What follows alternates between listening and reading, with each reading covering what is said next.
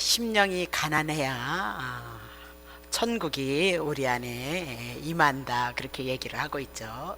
그래서 심령이 가난하다, 내 마음속에 아무것도 없어야 된다, 그 얘기예요. 1%도 내 것이 있으면 천국이 임할 수 없다, 그 얘기죠. 그래서 불교에서는 모든 것을 다 버린다 그래요. 뭐 다 내 마음 안에 있는 모든 것도 다 버린다. 그래서 모든 것을 욕심을 1%도 없어서 그랬을 때 자기네들이 부처가 된다네요. 그 부처가 된다, 그 얘기는 신이 된다, 그 얘기예요. 그래서 신이 되기 위해서 자기를 버리니까, 신이 되기 위한 자기가 있기 때문에 그것은 욕심을 버린 것이 아니다, 그 이런 얘기를 하고 있습니다. 자, 우리가 이제 지난주에 두 주를 향하여서 천국이 어떤 상태로 우리들에게 임하는가에 대해서 말씀을 드렸어요. 자, 마태복음 5장, 6장, 7장을 향하여서 산상설교다, 산상수훈이다, 그렇게 말씀을 하십니다. 그래서 수훈이다, 그 얘기는 베풀어서 가르친다, 그런 뜻입니다. 그러니까 산에서 하나님의 말씀을 가르친다, 그 산에서 하나님께서 우리에게 말씀하신 것을 베풀어서 가르친다, 그런 뜻입니다. 자, 그러면 마태복음 5장 1절 2절 보세요. 예수께서 무리들 병을 고치니까 많은 무리가 쫓아왔잖아요. 무리를 보시고 산에 올라가 앉으시니 제자들이 나온 거죠. 2절, 입을 열어서 이제 가르쳐 가라사대, 그렇게 얘기를 해요. 자, 그러면 입을 열어서 이제 가르쳐 가라사대니까 하나님의 나라, 천국이 무엇인가에 대해서 지금 가르친다라고 그렇게 얘기를 하고 있죠. 자, 마태복음 7장 28절, 예수께서 그 말씀을 마치심에 무리들이 그 가르치심에 놀래더라. 그러니까 마태복음 5장 1절서부터 가르치시기를 시작했는데 그것이 어디에서 끝났냐면 7장 28절을 통해서 끝난 거예요. 그래서 마태복음 5장, 6장, 7장은 천국에 대한 말씀 한 단원을 가지고, 한 주제를 가지고 말씀하고 있다, 그렇게 얘기를 하고 있는 거죠. 그럼 예수님께서 무엇에 대해서 말씀하셨느냐, 그 얘기죠. 마태복음 5장 3절, 심령은 가난한 자가 복이 있나니 천국이 저희 것임이라, 그러면서 천국에 대한 것을 말씀하고 있다, 그 얘기를 해 나가고 있거든요. 자, 그러면 산상손 팔복이라는 거 여러분 잘 알고 있죠. 자, 10절 보세요. 의를 위하여 핍박을 받는 자는 복이 있나니 천국이 저희의 것임이니라, 하면서 천국으로 시작해서 천국으로 끝맺고 있어요. 자, 그러면 자, 마태복음 4장 17절, 이때부터 세례 요한이 죽고, 이때서부터 이제 율법, 세례 요한 율법이 죽고 율법의 시대가 지나고 예수 그리스도의 시대가 온 거예요. 그래서 이때부터 예수께서 비로소 전파하여 가라사대 회개하라, 천국이 가까워왔느니라 하시더라, 그렇게 얘기를 하죠.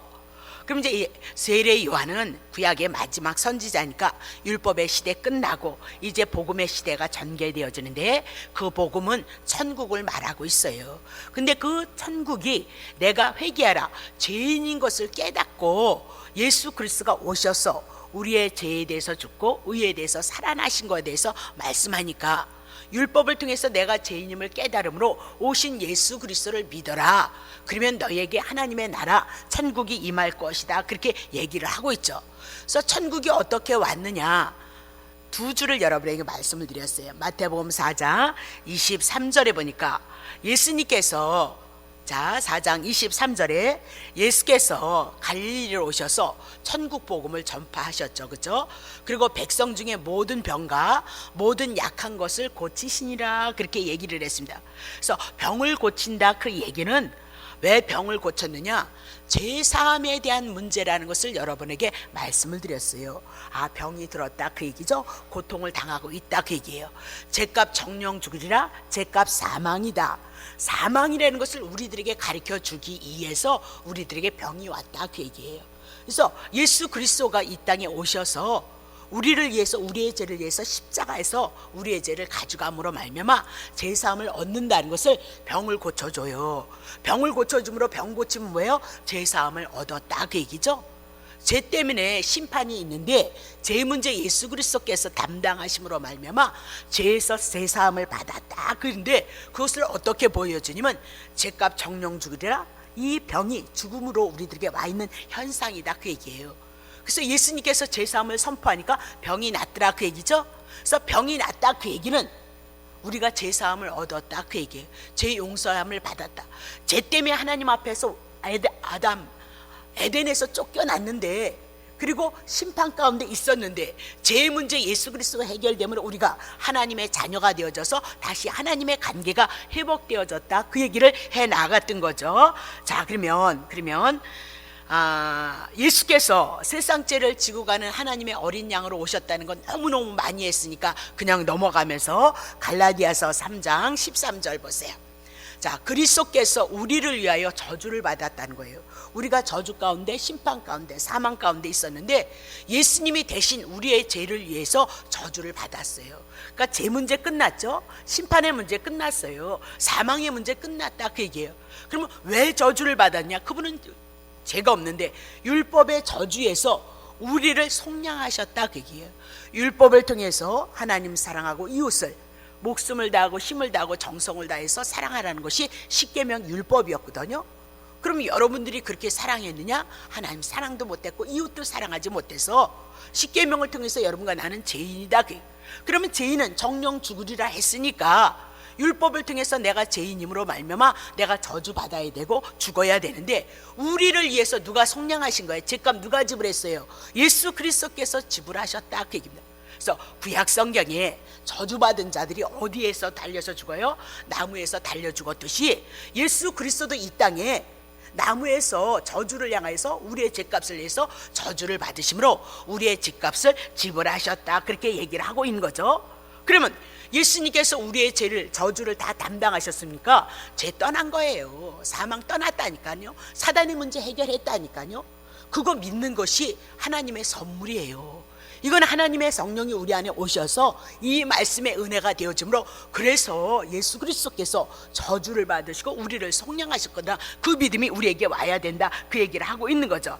자, 그러면 예수님께서 나오는 자는 예수님께서 모든 병과 모든 약한 것을 고치심으로 말미암아 천국이 어떤 것인지를 우리들에게 말씀하셨다, 그 얘기를 하고 있어요. 자, 그러면 제가 특별하게 로마서를 강의하면서 5장, 6장, 7장을 이렇게 강론해 나아가는 것은 구약 성경에는 특별히 율법의 조문이 많아요. 이렇게 하라, 이따도 나오겠지만 이렇게 하라, 이렇게 하라, 이렇게 하라. 그래서 그것을 하면 여러분이 천대를 축복을 받는다는 거예요. 그럼 얼마나 좋겠어요. 근데 여러분과 나는 율법을 지키지 못하는 태어날 때부터 죄인이다라고 그렇게 얘기를 하고 있는 거죠. 그래서 여러분과 나는 절대 하나님의 계명을, 율법을 지키지 못하는 자다, 그것을 깨달으라는 거예요. 그래서 하나님께서, 하나님으로 오신 예수 그리스도가 우리 율법 다 이루시고 그리고 우리의 죄를 위해서 죽으셔서 우리를 살리심으로 거저주시는 하나님의 은혜로부터 우리의 삶이 시작이 되어져야 되고요. 그 은혜가, 그 사랑이, 그것이 내 마음 안에 감사함을 가지고 여러분이 주님을 섬기는 것, 그것이 하나님을 경외하는 것이다, 그렇게 얘기를 해요. 근데 지금 다 율법을 지켜서 하나님이 복을 줬다는 거예요. 그건 성경의 어두운 사람들이 하는 얘기죠. 자, 로마서 3장 20절.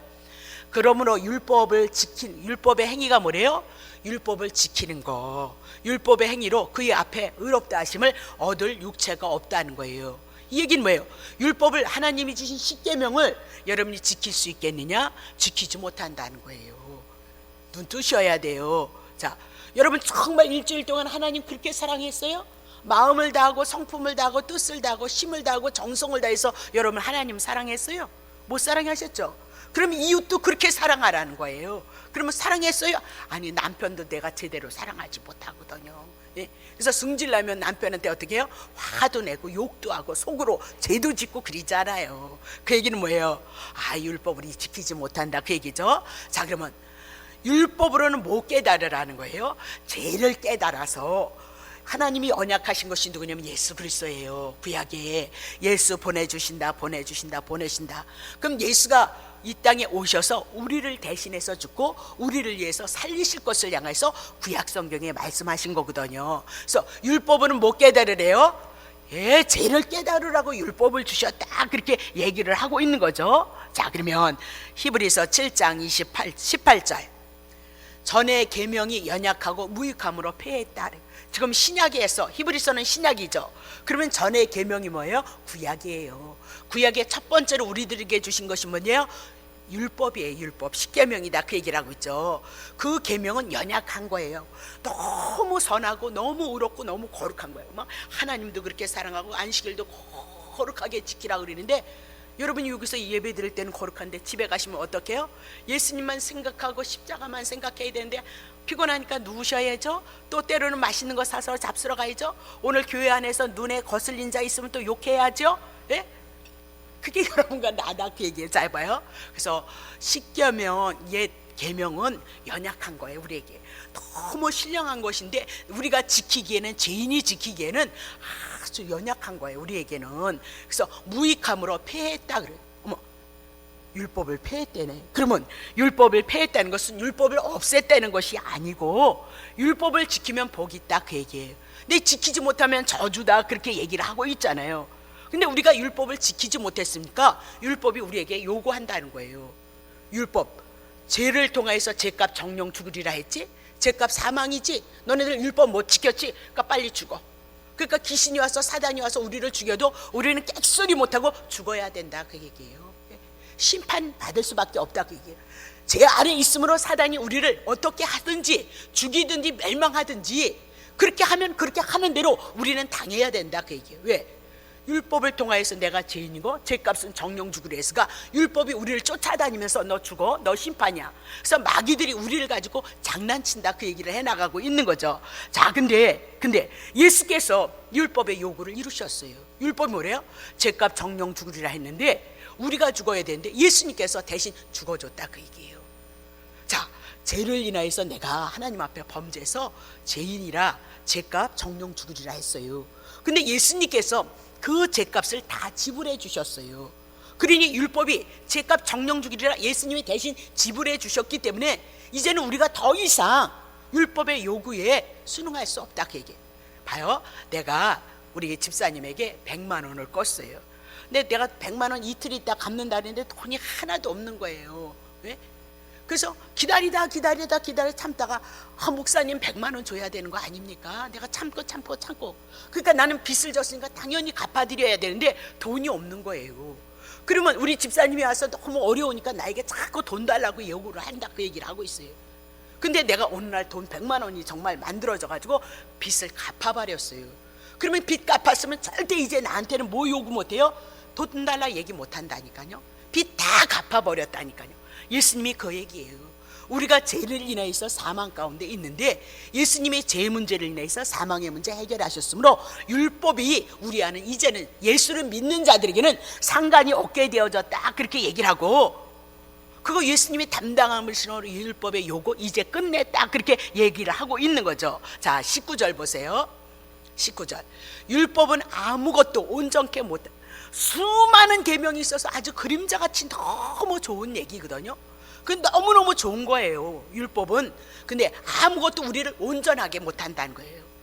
첫 번째 하나님을 사랑하라 했던 것도 우리가 하나님을 사랑하지 못함으로 말미암아 내가 죄인이 되어졌다 그렇게 얘기를 하고 있어요. 그래서 율법보다 더 좋은 소망이 생겼다 그 얘기예요. 첫 번째 율법은 우리의 죄로 인해서 죽는다 그랬는데 죽는 것밖에는 우리에게 율법이 하는 일이 없어요. 그래서 더 좋은 소망이 뭐예요? 예수 그리스도 복음이 이 땅에 오신 이유다 그렇게 얘기하고, 이 복음, 더 좋은 소망이 복음이고 예수 그리스도예요. 그러면 이 예수 그리스도로 말미암아 우리가 이제는 누구에게 가까이 갈 수 있어요? 하나님께 가까이 갈 수 있다. 그러니까 율법이 그늘 아래 있었을 때는 하나님 앞에 가까이 가지 못했죠. 죽어야 됐다 그 얘기예요. 심판받아야 된다 그 얘기예요. 그러나 이제는 복음이, 예수 그리스도가 우리를 위해서 죽고 우리를 살리시는 그 복음을 인해서 이제는 하나님 앞에 가까이 가는 것이 아니라 하나님의 자녀가 되어져서 예수 그리스도께서 이루어놓으신 모든 것들이 우리 것이 되어졌다. 그것을 제가 증거하기 위해서 마태복음 5장, 6장, 7장을 여러분에게 확실하게 증거해 나가서 어떻게 하나님의 말씀을, 구약 성경을 예수께서 온전히 이루셨는가, 그거에 대해서 여러분에게 말씀을 드림으로 말미암아 예수를 믿는 것은 이런 것이구나, 그것을 여러분에게 깨닫게 하기 위해서 5장, 6장, 7장을 다시 강론을 해 나간다, 그렇게 얘기를 하는 거죠. 자, 그러면 마태복음 5장 1절 보세요. 예수께서 무리를 보시고 산에 올라가 앉으시니 제자들이 나온지라, 그렇게 얘기죠. 그럼 예수님께서 산에 올라가서 제자들을 향하여서 입을 열어서 가르치는데요, 예수님께서 뭐 말씀하시겠어요? 복음 전할 거잖아요. 예수가 가져온 것은 복음이다, 그렇게 얘기를 하고 있는 거죠. 자, 그러면 산에 올라가 앉으셔서 복음을 전파하시는데, 복음을 전파하시는 장소, 그리고 그분이 취하신 자세에 대해서 말씀하고 있죠. 자, 이사야 40장 9절 보세요. 아름다운 소식을 시온에 전하는 자여, 너는 높은 산에 오르라. 아름다운 소식을 예루살렘에 전하는 자여, 너는 힘써 소리를 높이라. 두려워 말고 소리를 높여 유다의 성읍에 이르기를 너희 하나님을 보게 하라, 그렇게 얘기하죠. 그럼 이사야는 예수 그리스도가 오시기 전에 700년 전에 하나님께서 부른 선지자예요. 그러면 이사야 선지자를 통하여서 오실 예수 그리스도를 증거하게 하셨죠. 그럼 오실 예수 그리스도 700~800년의 부름을 받아서 예수가 이 땅에 오시는데 아름다운 소식이라는 거예요. 율법은 우리를 죽이는 거니까 아름다운 소식이 아닌 거죠, 그렇죠? 그럼 아름다운 소식이 뭐예요? 우리를 살리는 거, 우리를 구원하는 거. 예전엔 죄 가운데 하나님을 보지 못했는데 하나님을 볼 수 있게 하는 것이 아름다운 소식이다, 그렇게 얘기를 하고 있거든요. 그러면 아름다운 소식을 이스라엘 백성들에게 전하는 자는 어디에 올라서 전한대요? 높은 산에 올라가서 아름다운 소식을 전해야 된다는 거예요. 자, 아름다운 소식은 복음이에요.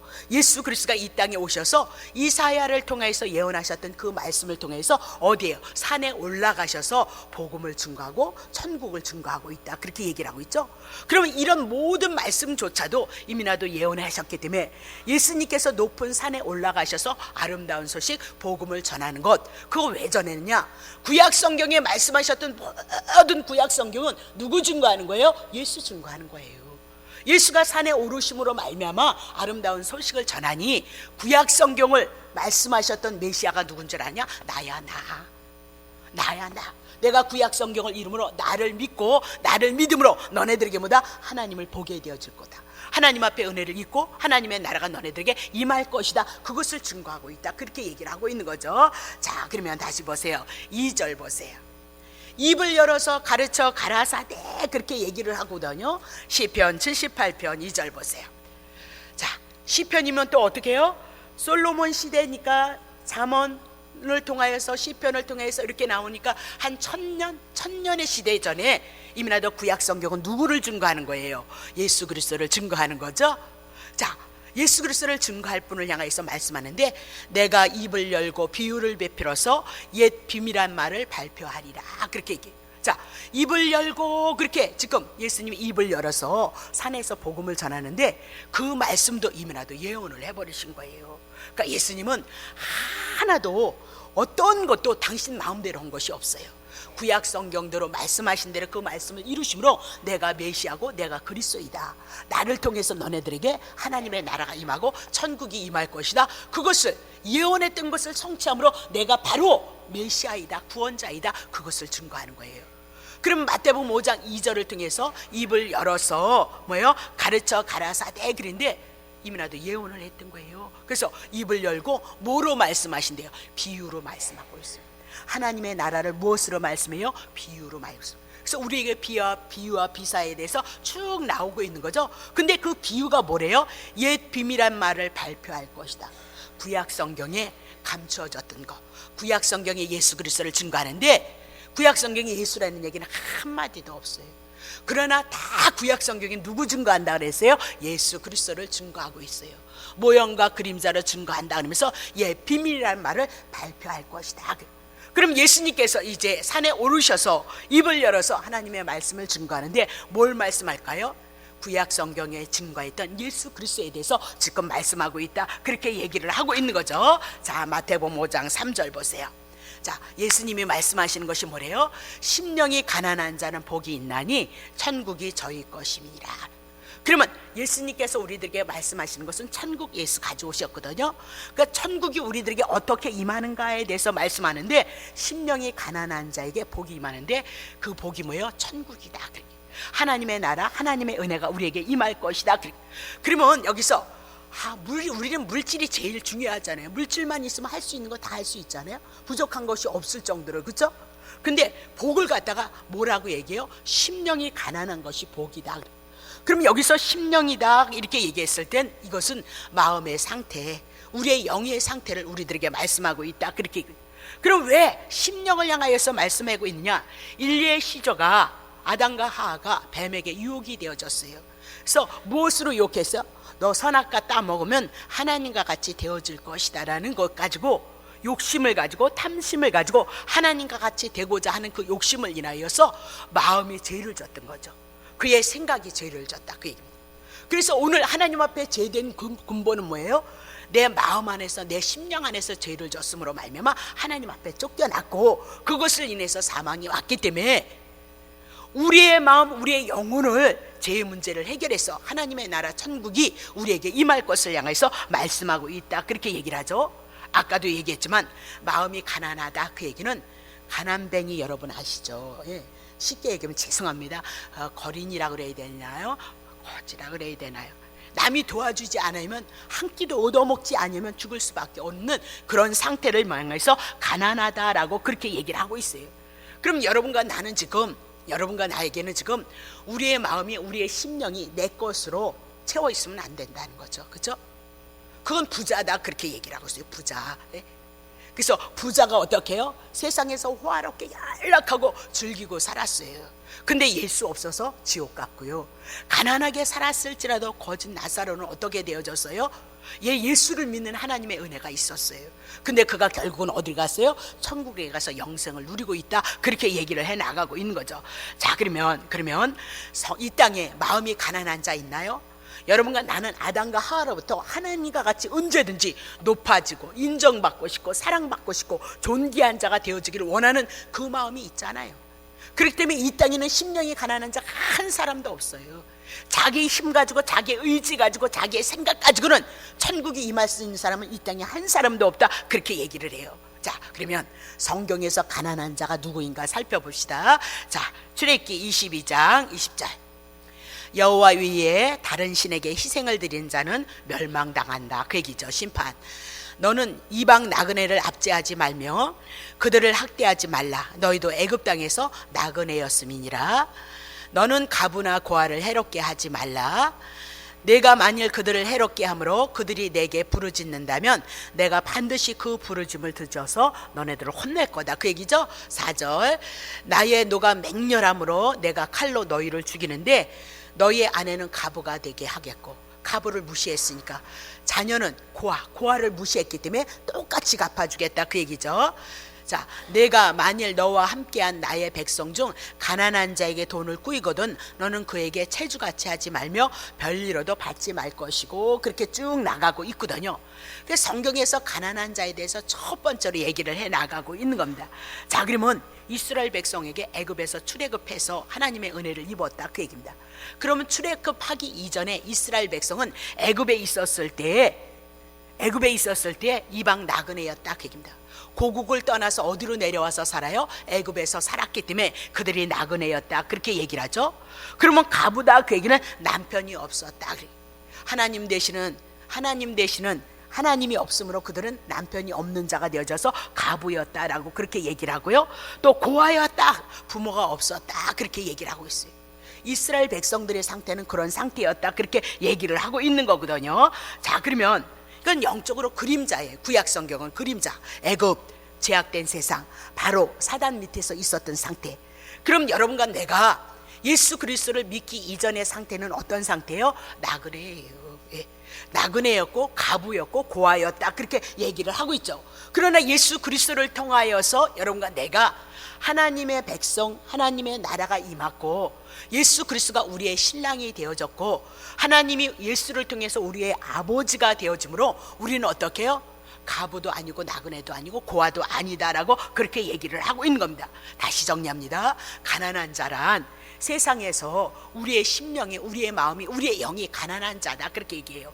그 가난한 자란 애굽에서 이스라엘 백성이 노예로 살았던 것처럼 이 땅의 삶을 살아가면서 제 가운데 있었을 때 여러분과 내가 가난한 자였다 그렇게 얘기해요.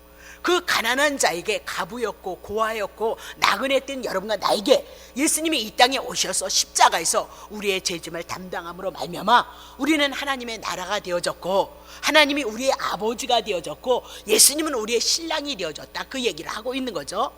그래서 하나님의 나라 천국이 영이 가난한 여러분과 나에게 예수 그리스도를 통하여서 하나님의 나라가 임했다. 그것을 성경이 증거하고 있다 그 얘기입니다. 자, 시편 33편 16절 보세요.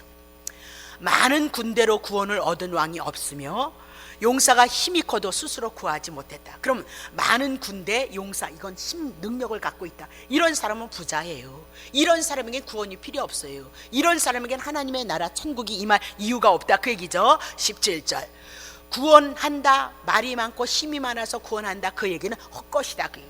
그럼 왜 헛것이냐? 힘도 있고 능력도 있는데 구원이란 하나님이 하시는 거지 인간에게 힘이 있고 지혜가 있다고 해서 구원하는 것이 아니다. 그 힘으로는 구하지 못하도다. 그죠? 8절 근데 누가 구한대요? 여호와는 그를 경외하는 자 곧 인자심을 바라는 자를 살피셔요. 다시 보세요. 9절 저희의 영혼을 사망에서 건지시고 저희를 기근에서 살게 하시는데, 자 20절 우리의 영혼이 여호와를 바람이며 저는 우리의 도움과 방패이시다. 자 그러면 힘 능력이 있는 사람 구원하지 왜? 부자이기 때문에 구원할 필요가 없어요. 구원해도 구원에 대한 은혜도 몰라요. 근데 하나님께서 구원하는 자가 있어요. 누구를요? 여호와를 의지하는 자, 여호와를 경외하는 자. 그럼 구약에서 여호와란 하나님이 언약하시고 언약하신 것을 이루신다 그 얘기죠. 그럼 구약 성경에 누구 언약하셨어요? 예수 그리스도예요. 예수 그리스도가 오심으로 자기네들의 죄에서 구원해서 하나님의 백성이 되어주고 하나님의 자녀가 되어주고 하나님 앞에 뭐다? 하나님이 남편이 되어주는 그 은혜를 구약의 이스라엘 백성들이 바라고 원했다 그 얘기예요. 신약의 유대인들이 누구 바라고 원했어요? 오실 그이가 당신입니까? 그리고 메시아를 기다렸다라고 그렇게 얘기를 하고 있어요. 그러면 우리의 영혼이 여호와를 바라합니다. 예수 그리스도를 바라봤다. 제 가운데 있다 그 얘기예요. 제 가운데 심판 가운데 있기 때문에 하나님이 언약하신 예수 그리스도를 바라보는 것, 그것이 하나님을 경외하는 것이다 그 얘기예요. 네. 자 18절 보겠습니다. 다시요. 여호와를 경외하는 자. 그래서 우리가 하나님을 섬기는 것도 경외함이지만 구약의 이스라엘 백성은 예수가 오기 전까지는 짐승 잡아서 하나님 앞에 용서를 받고 하나님의 은혜를 입었던 것처럼 경외한다 그 얘기는 하나님이 언약하신 것을 바라본다 그 얘기예요. 그것을 믿고 있다 그 얘기입니다. 그래서 그 인자하심이 뭐예요? 은혜와 사랑과 긍휼을 바라보고 있다 그 얘기예요. 힘과 능력이 있어서 하나님 앞에 막 팍팍팍 드리겠습니다 영광을 받으시옵소서 그런 것이 아니라 그런 자는 자기의 힘으로 하나님 앞에 드리기 때문에 자기의 잘남, 자기의 의, 자기의 율법을 가지고 드리기 때문에 그들을 구원하지 않는다 그 얘기를 하고 있어요. 그러면 경외한다, 인자심을 바라본다. 하나님의 긍휼과 자비, 내가 하나님 앞에 의로울 것이 없어서 심판 가운데 사망 가운데 고난을 당할 수밖에 없는 자입니다.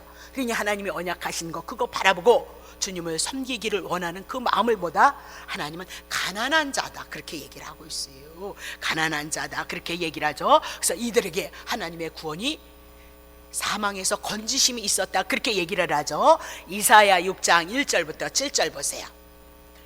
우시아 왕이 죽던 해에 내가 본즉 주께서 높이 들린 보좌에 앉으셨는데 그 옷자락은 성전에 가득하고 스랍들은 모셔 섰는데 각기 6날개가 있어서 그 둘로 그들의 얼굴을 가리우고 그 둘로는 발을 가리고 그 둘로는 날면서 서로 창하되 가로되 거룩하다 거룩하다 거룩하다 만군의 여호와여 그 영광이 온 땅에 충만하도다. 이같이 청하하는 자의 소리가 인하여 문지방의 터가 요동하며 집의 연기가 하나님의 영광 하나님의 임재가 충만한 거죠. 5절 보세요. 그때 내가 이사야가 말해요. 어머 하나님의 임재 하나님의 영광을 봤어요. 그런데 내가 말하되 화로다 내가 망하게 되어졌도다. 나는 입술이 부정한 사람이고 입술이 부정한 백성 중에 거하면서 만군의 여호와이신 왕을 배웠음이니라. 그때에 그 스랍의 하나가 화저로 단에서 번제단에서 그죠 짐승 죽였던 그 번제단에서 찌한 바 핀 숯불 손에 가지고 내게로 날아와서 그것을 내 입에 대며 가르되 보라 이것이 내 입에 닿았으니 내 악이 사하여졌고 내 죄가 사하여졌도다. 그렇게. 자, 그러면 우시야 왕이 하나님 앞에 범죄함으로 말미암아 문둥병이 걸려들었어요. 그러니까 이 사건은 뭐냐면 우시야 왕이 교만해졌어요. 하나님이 축복하셔서 교만해졌던 거죠. 그 교만을 인해서 자기의 의가 충만했어요. 그래서 제사를 드리는 것은 제사장들이 드려야 돼요. 아론의 가문 그 아들들이 제사를 드려야 되는데 자기가 제사를 드리겠다고 해요. 그래서 80명이겠죠, 그죠? 80명의 제사장들이 와서 제사는 당신이 드리면 안 됩니다. 누가 드려야 돼요? 제사장이 드리는 겁니다. 그런데도 제사를 드렸어요. 그 얘기는 뭐냐면 제사란 아론의 제사장들이란 제사란 예수 그리스도가 이 땅에 대제사장으로서 제물이 되시고 제사가 되어질 거예요. 죄의 문제를 예수 그리스도가 용서하실 것인데 자기가 나와서 제사를 드림으로 죄의 문제를 자기가 처리하게 했다 그 얘기예요. 그것이 뭐예요? 죄다 그 얘기예요. 그래서 심판받았다. 우시야 왕에게는 뭐가 없었어요? 예수 그리스도를 바라보는 믿음이 없었어요. 그래서 문둥병이 걸렸다 그렇게 얘기를 하고 있어요. 근데 이사야 선지자는 하나님께서 영을 열어서 하나님의 나라를 봤죠. 그리고 하나님을 봤어요. 하나님을 보니 죄인인 자기가 하나님을 보니 자기는 망할 수밖에 없는 죄인이다 그 얘기예요. 그래서 자기는 망할 수밖에 없도다 하로다 내 입술에 무엇이 있었어요? 죄가 있도다 그렇게 얘기를 하고 있어요. 그래서 그 죄를 인하여서 망하게 되어졌도다 그것이 뭐예요? 심령이 가난한 자다 그 얘기예요. 심령이 가난한 자다 그 얘기예요.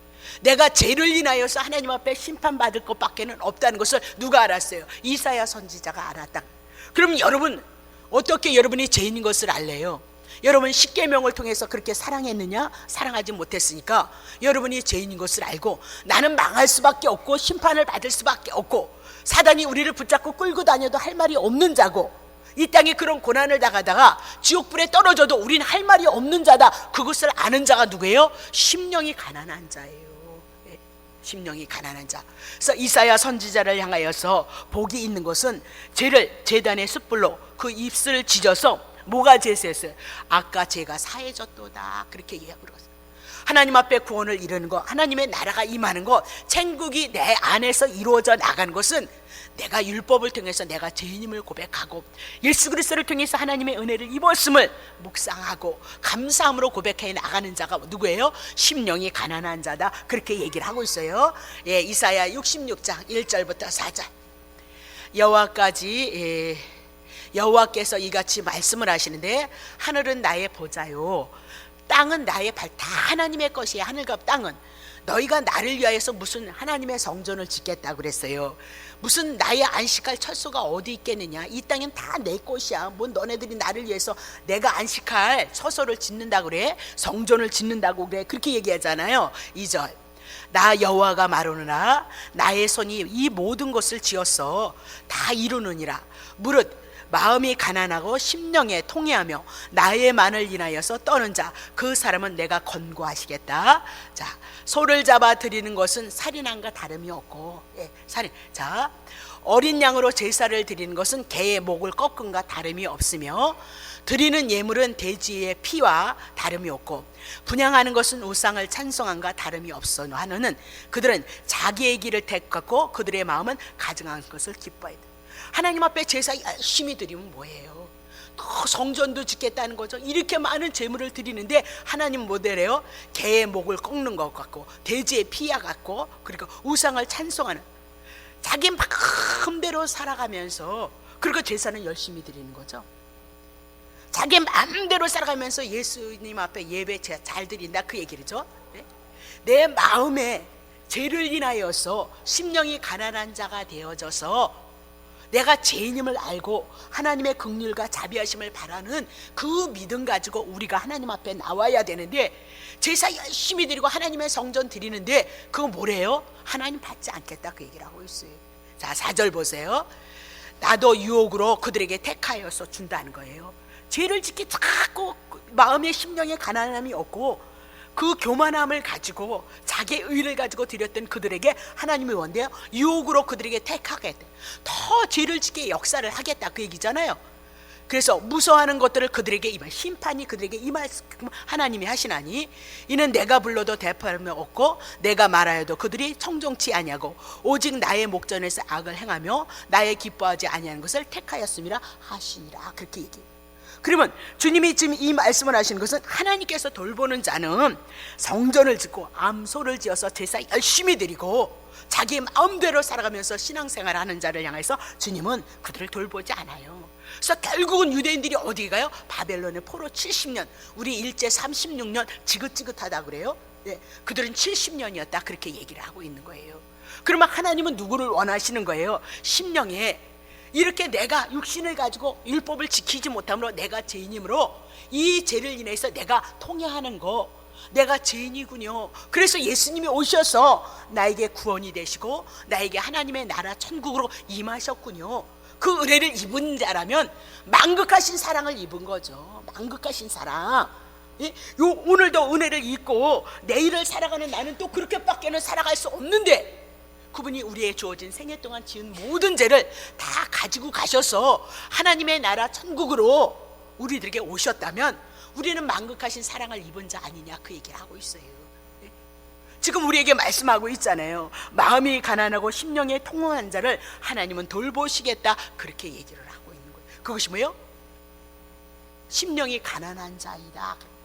심령이 가난한 자, 그들에게 뭐가 온대요? 하나님의 나라가 임할 것이다. 자, 다음 주에 같이 다시 연결을 하겠습니다. 자, 정리를 그러면 한번 할게요. 자, 다음 주에 다시 더 연결을 할게요. 심령의 가난한 자가 복을 받았다는 거예요. 그 복이 뭐냐면 하나님의 나라 천국이면, 죄 때문에 사망이 왔고 이 사망은 마귀가, 사단이 우리를 어떻게 주물러도 죄 때문에 당하는 거니까 당해야 된다, 그 얘기예요. 결국은 지옥이에요. 근데 주님은 우리에게 율법을 통하여서 내가 죄인인 것을 깨닫고 심판밖에는 있을 것이 없는 우리에게 하나님이신 그분이 육신을 입고 오셔서 구약 성경 율법, 죄를 인해서 죽으라는 거 죽고, 그리고 이제 죄가 없어지면 의로 말미암아 살아난 것을 우리에게 가르치시고, 구약 성경에 이 많은 것이 이 우리들에게 하라고 했던 그 모든 것을 원수를 사랑하라 그랬는데, 여러분 원수 사랑해요? 못 사랑하죠? 근데 원수를 사랑하는 것까지 다 이루심으로 율법을 이루셨어요. 그분이 이루심으로, 그분이 죄인인 우리만도 못해요. 우리만도 못한 자로 하나님이 오신 거예요. 봐요, 내가 우리 장로님을 이렇게 했을 때 연세가 있으시고 또 신앙의 연륜이 있으시고 모든 것들이 다 그러시잖아요. 그러니까 존경할 수밖에 없는 거죠, 그렇죠? 그 인생의 수고를 또 그렇게 잘 감당하시면서 여기까지 살아오셨으니까 존경할 수밖에 없는 거거든요. 그러면 존경하는 사람은 아무나 존경하는 것이 아니잖아요, 그렇죠? 그럼 봐요, 하나님이신 그분이, 우리는 피조물이고 그분은 창조자예요. 우리를 만드신 분이에요. 근데 그분이 우리만도 못한 존재로 오셔서 내가 죄인인데 나를 섬기기 위해서 죽으셨다는 거잖아요. 나를 구원하시기 위해서, 하나님의 나라 천국이 와질 수밖에 없게끔 하시기 위해서 그분이 대신 죽으시고 우리를 살리셔서 무엇으로 오셨어요? 천국으로 오셨다, 그 얘기예요. 율법을 지키는 것이, 그러면 안 지키는, 그건 예수 모르는 사람이죠. 자, 로마서 12장에 가면 이제 율법과 복음을 다 갈라내면, 그러므로 그러면서 우리가 산제사를 드리는데 나라를 향해서 어떻게 할 것인가, 네? 가정에서 어떻게 할 것인가, 이웃에서 어떻게 할 것인가, 하여튼 그 모든 것들이 다 나와 있다.